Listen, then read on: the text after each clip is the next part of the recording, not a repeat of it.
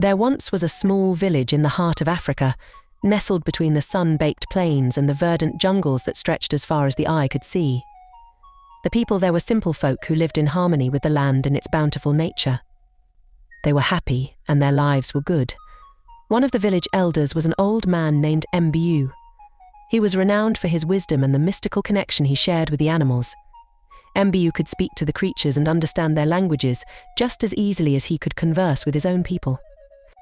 This special gift allowed him to learn many lessons from the wildlife and glean insights that others often missed. With the sun, as was his custom, he left his hut and began his daily stroll around the village, greeting the other elders and watching over the younger generation as they went about their chores. As Mbu wandered the winding paths between the thatched huts, something caught his eye up ahead. There in the hard-packed earth was an enormous footprint, wider across than even the largest human could account for. Indentation with curiosity and trepidation, for he knew this was no ordinary mark.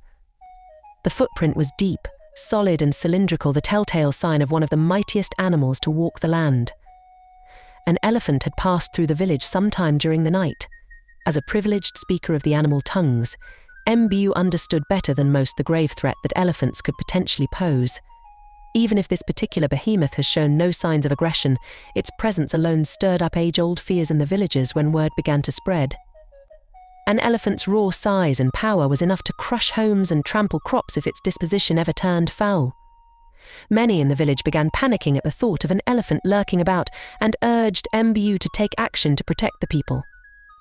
Raising his hands calmly, Mbu called for everyone to remain peaceful. "Do not let fear rule your hearts," he spoke in his wise and measured tones.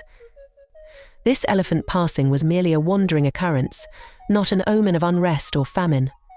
As my eyes can perceive its footprint, so too can my spirit detect that this great creature meant no harm and has already moved on from our lands peacefully.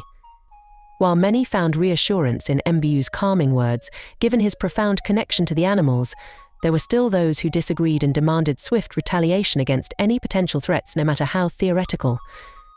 A group of hot-headed young warriors began gathering spears and machetes, proclaiming they would hunt down the elephant by following its footprints and strike it down preemptively to protect the village. Mbu shook his head wearily at this response, for he had witnessed such reactionary violence breed only more senseless bloodshed in the past. He moved to block their path, shouting, "No, you would pursue this noble beast and attack it without provocation or need? This elephant has caused no destruction and shows no ill will. To seek it out with lethal intent would be an act of aggression that could bring untold suffering upon us all." But the young warriors refused to listen to Mbu's wisdom. To them, an elephant represented an ever-present danger that needed resolving through force before it could become a threat. No matter how Mbu pleaded for restraint and pragmatism, they blindly began following the trail of footprints out of the village to hunt the elephant. The haunting implications of their choice weighed heavily on Mbu's heart as he watched them disappear over the sun-drenched horizon. For 2 days and 2 nights, there was no sign of the hunting party returning. A solemn hush fell over the village as many resigned themselves to the possibility of grim tragedy befalling the reckless warriors. If they had actually managed to bring down such a colossal beast, there was no telling how many lives may have been lost in the violence. Yet, if the elephant still lived, perhaps it would return seeking righteous retribution against the hunters and the village as a whole. It was on the 3rd morning that Mbu finally saw movement in the distance, a group of somber, weary figures slowly making their way back through the tall grasses. His heart caught in his throat as he recognized the warriors he had tried in vain to deter. But something was different. They were not returning triumphantly with their prize, nor did they seem to be fleeing mortal danger either. Instead, the men bore an almost reverential silence, as if they had experienced a life-altering revelation. As the warriors neared the outskirts of the village, Mbu called out to greet them. "You return at last. What news do you bring?" "Is the elephant's life spared?" The leader of the warriors spoke in a heavy tone that belied no hints of relief or joy. "We followed the elephant's footprints from this very village across the scorching plains for nearly a full day and night with no rest. With each mile, our anger and bloodlust diminished until all that remained was exhaustion and uncertainty. It was then that our path crossed with the towering silhouette of the elephant." At last, another warrior continued solemnly. Its massive frame rose from the brush ahead, putting its back towards us as it slowly ambled onwards, entirely unaware of our pursuit. Rather than feeling invigorated by the sight of our prey, we were overcome with hesitation. How could we hope to overcome such an overwhelmingly mighty creature who had shown no true provocation or malice? We found ourselves simply observing the elephant as it meandered through the grasslands. Never once did it pause its unhurried gait or fixate its attention upon us insignificant specks at its heel.